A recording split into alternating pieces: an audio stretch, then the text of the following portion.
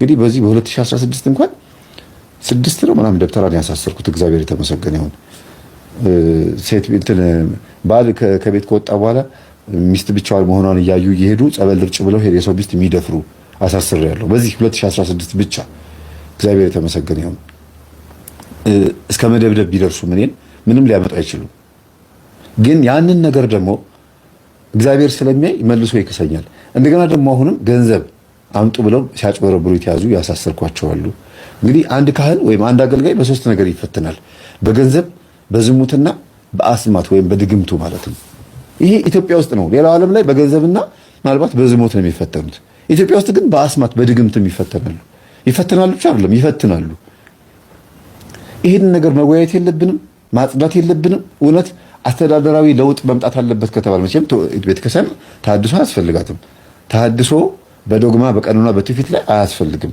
በአስተዳደር ግን በወንጌል ስርጭት በቃለ ዓዋዲ ጉዳይ ላይ ግን እውነት መተራረምና መነጋገር የለብንም።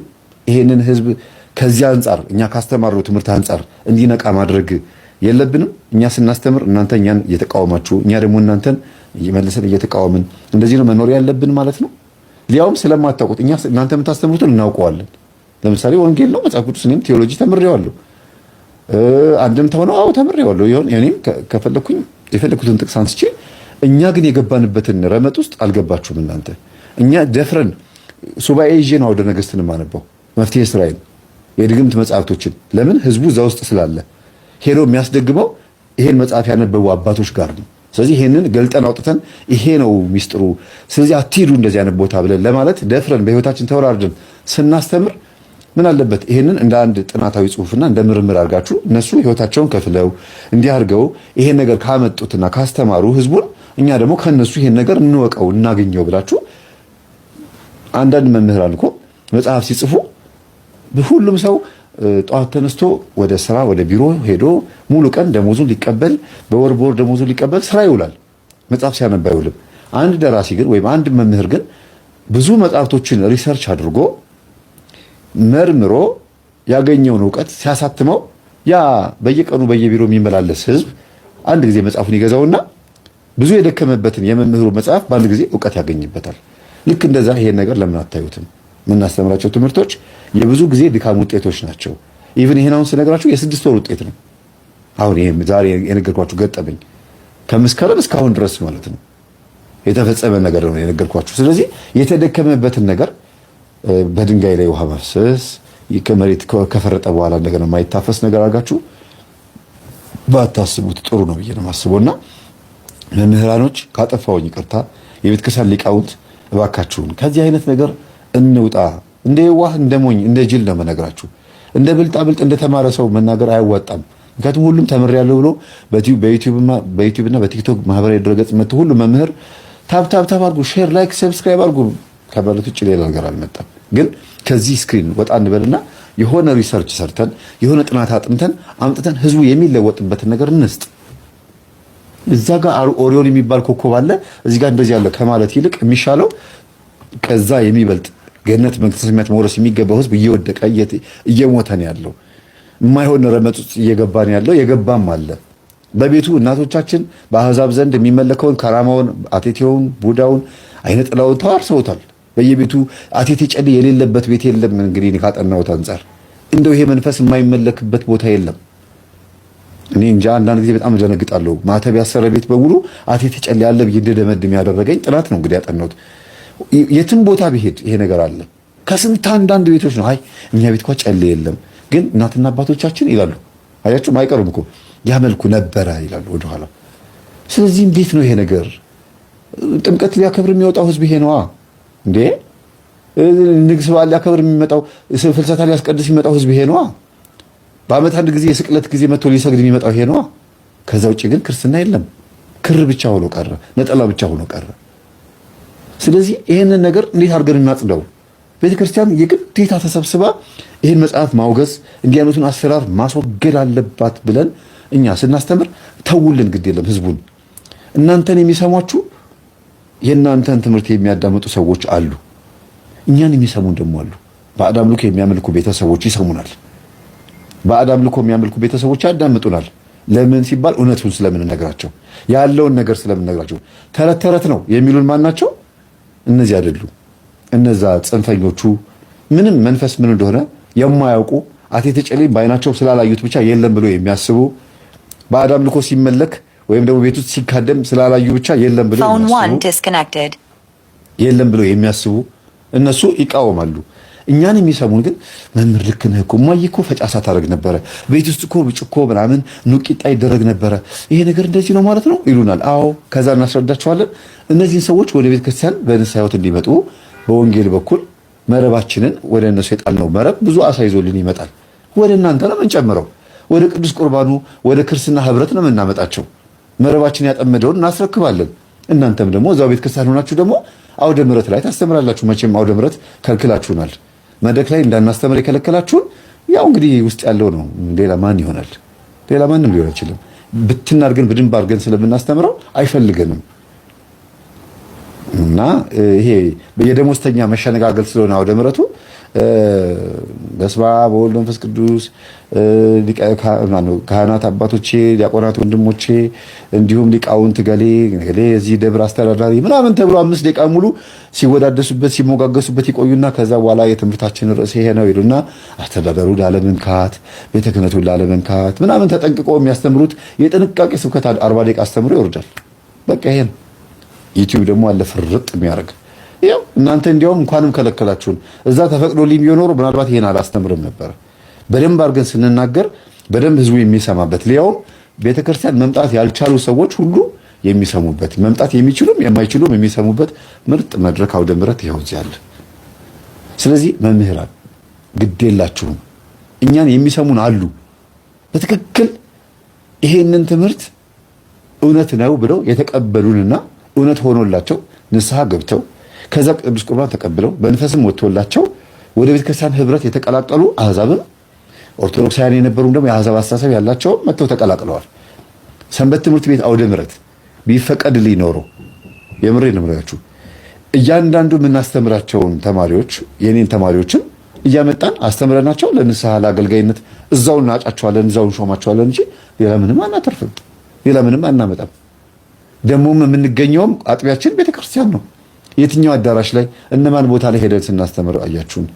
መላከ መንክራትስ ቢሆኑ ቤተክርስቲያን አባቶች ስር ከማስተማር ውጪ የት ቦታ ሲሄዱ አያቻቸው? ስለዚህ እኛ ያለነው አሁንም ቤተክርስቲያን ውስጥ ነው የምናስተምረው። ገድላት፣ ድርሳናት፣ ስንክሳር ውስጥ ያለውን ይሄንን ትምህርት ሊያጠነክርልን ይችላል ብለን የምናስበውን ትምህርት እናስተምራለን። እናንተም ደግሞ ለኛ ይጠቅም። እንዲያውም አውደ ምሕረት ላይ እኮ በአሁኑ ሰዓት ቴዎሎጂ የሚመረቅ አንድ የቴዎሎጂ መምህር ምሩቅ ማለት ነው ገድል አያስተምርም፣ ስንክሳር አያስተምርም፣ ድርሳን አያስተምርም። ይሄን ወቁ። ከስንት አንድ ከአብነት ትምህርት ቤት የመጡት አንዳንዶቹ ናቸው እንደው ይጠቅሳሉ እንጂ የለም ይሄ መምህር ብቻ የተባለ ዲያቆን ያልሆነ መርጌታ ያልሆነ ዝም ብሎ በቴዎሎጂ የተመረቀ ገድል እነዚህ አዋልድ መጽሐፍቶችን እንኳን አይነካካም። ያቺ እንዲያውም ለማጣቀሻ ደህና መጽሐፍ ያስኩ ብሎ 66ቱን ነው የሚይዘው። 80 ያህሉ እንኳን አይዝም በስርዓቱ ትንሽ ነች ብሎ ስለሚያስብ መጽሐፍ ቅዱሷን ትንሿን መጽሐፍ ቅዱስ ይዞ የሆነች ኮት ላይ ሻጥ ያደርጋታል። ስብከት ሰዓት ሲደርስ ወጣ አድርጎ እንደዚህ ነው የሚሰብከው። ያ መጽሐፍ ደግሞ 80 ያህሉ አይደለም 66 ነው። ስለዚህ እንዲህ እንኳን እርስ በርስ እኛ ገብተን የአባቶችን መጽሐፍ መበርበር ያልቻልንበት እውቀት ላይ ሆነን እንኳን እንተቻቻለን። እኔ ግን ሁሉንም እውቀት ያገኘሁት ከገድላት፣ ከስንክሳር፣ ከድርሳን ነው። የነፍስ ማዕድን ማዳመጥ እኮ በቂ ነው። የነፍስ ማዕድ ገድሉ፣ ስንክሳሩ፣ ድርሳኑ ምን እንደሚመስል በመናፍስት ጉዳይ ላይ እንዴት አይነት ህይወት እንዳለው ማሳያ ነው። እንዴት በቃ የመናፍስቱን ሴራ አጋልጠው አባቶች እንዴት እንዳጋለጡት ቡዳው እኛ መጣነው ስም አይደለም አይነጥላው እዛ ውስጥ አለ። የምትመለክ ዛፍ አለች፣ ቅቤ የሚቀባ ዛፍ አለ እዛው ገድል ውስጥ። ያንን እንዴት እንዳወገዙት አባቶቻችን። ሐዋርያው ቅዱስ ቶማስ መስተፋቀር የሚባለውን መንፈስ እንዴት አድርጎ እንደመታው በገድሉ ላይ አለ። በራሱ በሐዋርያው ቶማስ ገድል ላይ በህይወት ታሪኩ ላይ እባብ ነደፋት፣ አንዲትን ሴት ፊት ለፊት የሚያያት፣ ከዛ መርዝህን ትፋ ብሎ መንፈሱን ሲያናዝዘው ያሳያል። እዛ ላይ መርዝህን ትፋ ሲለው ከመንፈሱ ጋር ሲከራከር ያሳያል። ስለዚህ የምናስተምራቸው ትምህርቶች እውነትም ከቤተ ክርስቲያን ስለሆኑ እኔ አላፍርበትም። በወንጌል አላፍርም፣ በቤተ ክርስቲያን ትምህርት አላፍርም። መጽሐፍ ቅዱስን የሰጠችኝ ቤተ ክርስቲያን ናት። በቤተ ክርስቲያን አላፍርባትም። ቆሜ ያስቀድሳለሁ፣ ልጆቼን ወስጄ አስቆርባለሁ፣ እኔም እቆርባለሁ። እናንተ የፈለጋችሁትን ተሳደቡ። የምትቃወሙ ሰዎች የመምህር ግርማ ልጅ መቶ አለቃ ጠንቋይ ምናምን ብትባሉ ችግር የለውም። የአፍህን ፍሬ ትበላታለህ። የሆነ ነገር ነገ ከነገ ወዲያ ድንገት ጥሩ ህይወት እንዲያጋጥም ይብላችኋል። ደግ የምትሆኑት ዝም ብሎ ደግ ሁኑ። አንደኛ። ሁለተኛ ከቤተሰብ የወረሳችሁት ደግነት ካለ እሱን ጠብቁት፣ ተንከባከቡት። በእውነት ነው የምላችሁ። ሌላው ግን ስራን ባለመናቅ ለምንድን ነው ትልቅ ድርጅት ሄዳ ማትቀጠረው ወይ የሆነ ቦታ ላይ ሲባል ልጅቷ በውስጥ በኩል ጨዋነት ነበረባት እና እናትየው ሳይነግሩት በማረፋቸው ጠይቋታል። ለምንድን ነው እናትሽ እንደዚህ ቢጠይቃቸው የመለሱልኝ መልስ በጣም ልብ የሚያንጠለጥል ነበረ። እስቲ እነግርሃለሁ ልጆች ፊት አይነገርም ነበር ያሉኝና ምንድን ነው ምክንያትሽ አላት። እኔ ጉሊት መሸጥ የፈለኩት በንግድ ስለማመን ነው። ነጋዴ መሆን እፈልጋለሁ እና ተቀጥሮ መስራት ይሄ እንደዚህ ማለት አልፈልግም። አንዱ ምክንያት። ሁለተኛው ነገር ግን ማልዋሽህ ነገር በጣም የሚፈልገኝ አፍቅሮኝ የነበረ ሰው እኔ ግን የማልፈልገው ሰው የኔን ከግቢ ከቤት መውጣት ጠብቆ ሊወስደኝ የሚፈልግ ሰው ነበር። የክፍለ ሀገር ሰው ነው። ባመነበት የሚጸና ሰው ስለሆነ በድጋጉ ጠልፎኝ እንዳገሩ እንደለመደው እንግዲህ አገሩ ላይ በፈረስ ነው የለመደው። እዚህ ደግሞ በመኪና ይዞኝ ሊሄድ ይፈልግ ነበርና እኔ ደግሞ እሱን አልፈለኩትም። ምክንያቱም ችግር ያለበት ሰው ነው። ቀድሞ ስለተነገረኝ ስለ ልጁ ባህሪ መጣ አልመጣ ያልኩ እየተደበቅኩ ነው ያለሁት እና ሰዎች ካሉ መጥቶ በፍጹም ምንም ነገር ሊያደርገኝ አይችልም። ለዚህ ነው ጉሊት የሚሸጥበት ቦታ ላይ በዚህም ሰዎች ያሉበት አካባቢ ስለሆነ ሰዎች ፊት ምንም ሊያደርገኝ ስለማይችል ወጥቼ የምሰራው። ሌላ ቦታ ግን ሄጄ ርቄ መስራት አልችልም። ወደ ቤቴም ሲሄድ የሚሸኘኝ አንድ ጎረምሳ ነበረ እና እሱ ስለሚሸኘኝ ብቻ ነው ወጥቼ የምሰራው እንጂ ጭራሽ ከቤት ራሱ አልወጣም። እና በጣም ዝቶብኛል። አንቺን በምነካው ነክቼሽ በማስነካሽ ነክቼሽ ይዤሽ ነው የምጠፋው እያለ ይዝትብኝ ነበረ። ለዛ ነው ቤት የምደበቀው። ለዚህ ነው ማዬ ልጆች ፊት የማይወራ ነው ያለች። ለዛ ነው አለችው።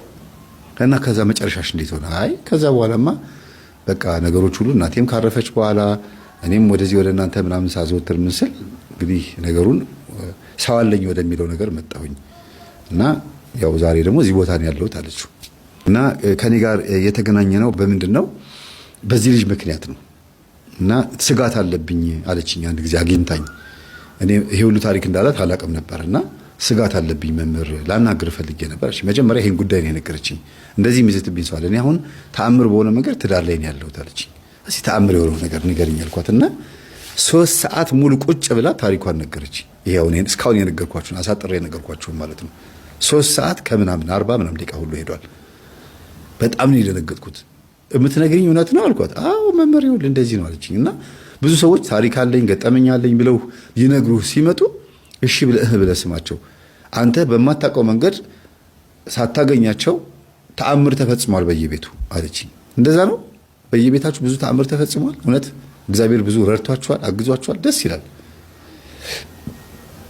እና ኢንተርቪው መደረግ እፈልጋለሁ ብላ ነበረ። ግን ደግሞ ልጁ ያገኘኛል የሚል ስጋት ስላለባት ኢንተርቪውን ትተነው እኔ አቀረብኩት ማለት ነው ከምክሮች ጋር። ስለዚህ በዚህ ገጠመኝ ውስጥ ይሄ ልጅ ማንነቱ መታወቅ አለበት፣ የት ሰፈር እንደሆነ ምናምን መታወቅ ስላለበት መካተት አለበት። ይሄ ገጠመኝ እልባት ማግኘት አለበት። ይሄ እዚህ ልጅ ነገር መጨረሻው ሳይታወቅ አላቀርበውም ብዬ እኔ ደግሞ ተነሳሁ እንደ አዲስ። ከዛ አድራሻውን ሰጠችኝ። ቀድማ ታውቀው ነበር አድራሻውን። በሆነ አንዳንድ አጋጣሚዎች ነው ይሄ ሰው እሷን አግኝቷት በዛ አጋጣሚ የኔ ካልሆንሽ ብሎ ሲያስቸግራት የነበረውና በሰው አግኝቸው እቺ ልጅ ታውቃታለህ አልኩት። እንዴ የኔ ፍቅር ናት እኮ አለኝ። አዎ ያንተ ፍቅር ናት፣ ተረጋጋ። አሁን ግን ባለትዳር ነች፣ አግብታለች፣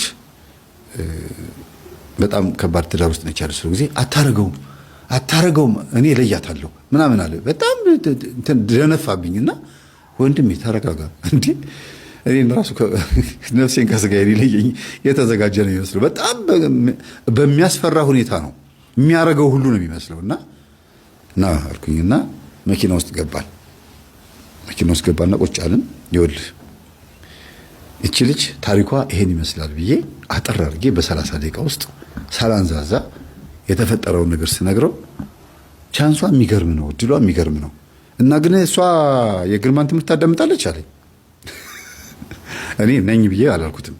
የኔን ትምህርት አዳምጣማም አይባልም ማለት ለሰው ስትነግሩ አይባልም። እና የመምህር ግርማ ነው የሚባለው ደግሞ ነው እንደዛ ነው። እና የግርማን ትምህርት ታዳምጣለች አለኝ። አዎ እና እየሰማች አሁን እየጸለች እየሰገደች የሴትዮዋን እግር ፈውሳ ከዛ በኋላ ሴትዮዋ ሞተችባት አለ።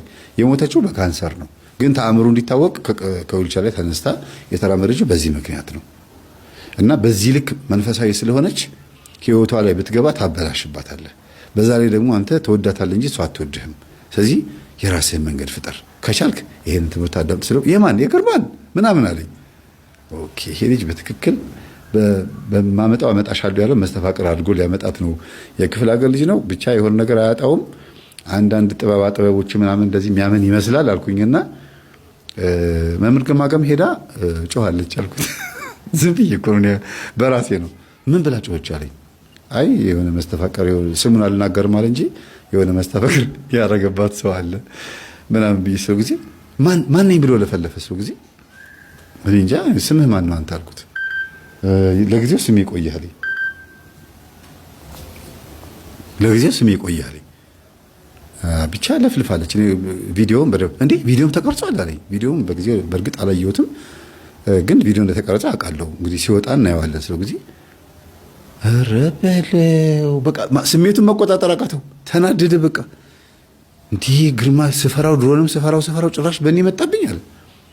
ቆይ ምን ያረከው ነገር አለ ስለው ጊዜ በጣም ነው የምወዳት እና መቼም መስተፋቅር አድርጌያለሁ እንዳትለኝ፣ ሴጣን ልኬባታለሁ ምናምን እንዳትለኝ አልኩት።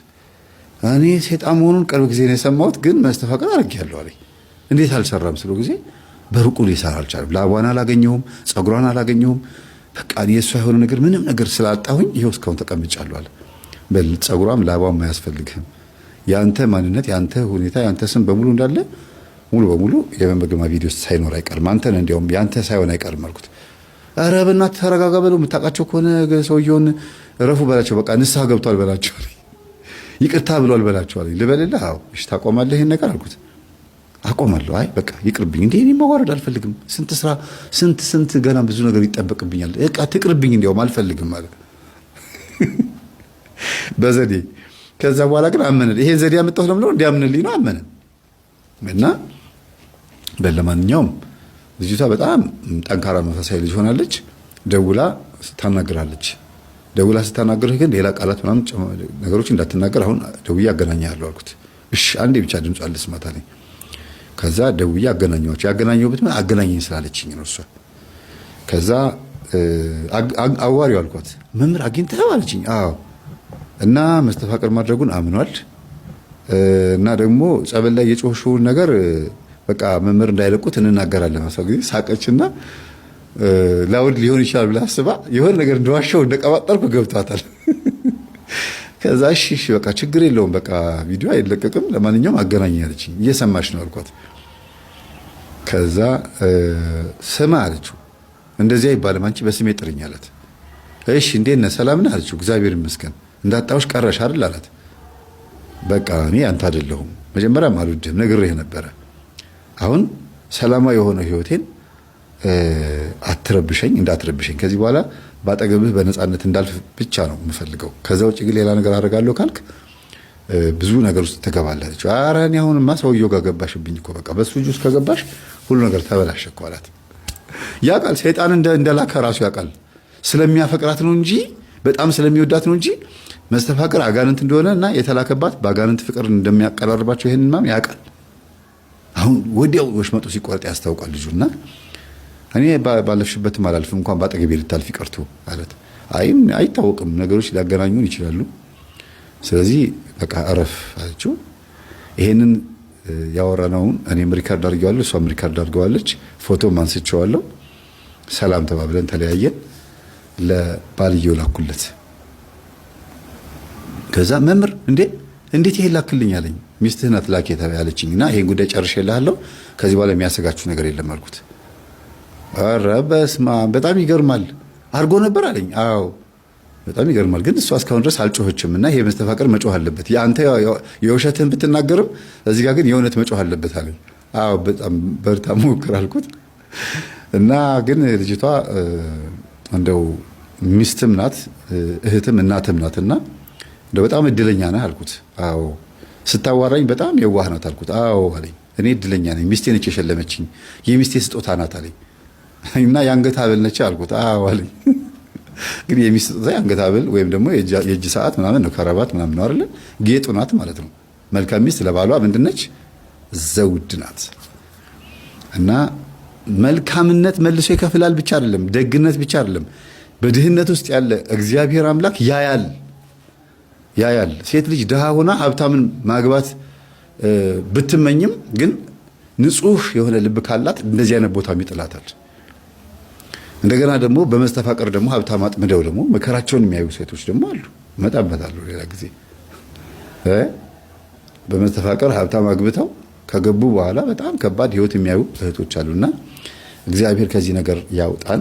ወንድማችን ቲማቲም፣ ሽንኩርት ምናምን ስትገዛት የነበረችን ሴት ምስኪን ሴት ስላከበርካትና በመልካም አይን ስላያት እግዚአብሔር ሸልሞሃል። አንደኛ። ሁለተኛ ሚስትህም ጥሩ ሆና ስላገኘቻት ሸልመሃለች። ሁለተኛ። ሶስተኛ ልጆችህም የወደዷት እንደ እናታቸው ባትሆንም ራሷን እናትን ባትተካም ግን የእናታቸውን ፍቅር እንዲያገኙ በተወሰነ መልኩ የምታግዛቸው ሴት ሆና መታለች እና በጣም እድለኛ ነህ። እንኳን እንጀራ እናት ልትሆን ቀርቶ እንጃ ብቻ እንጀራ እናት የሚባለው ነገር ስሜቷ ላይ ራሱ የለም። እንዴት እንደምትወዳቸው ልጆቹን እንዴት እንደሚንጠላጠሉባት አብረዋት እንዴት እንደሚዝናኑ እናታቸውን ረሷት ማለት ይቻላል። ያው አይረሳም፣ በእርግጥ የልጅነት ጉዳይ ሆኖ ነው። ግን በቃ ከሷ ጋር ነው የሚጫወቱት። አስረሳቻቸው። ይሄ በጣም ትልቅ ነገር ነው። አንዳንድ ጊዜ እንኳን ልትረሱ ቀርቶ መፈጠራችሁንም እንድትናፍቁ መፈጠራችሁን ራሱን እንድትጠሉ የሚያደርጉ እንጀራ እናቶች ናቸው ያሉት። ከባድ ነው። ጨርሻለሁ።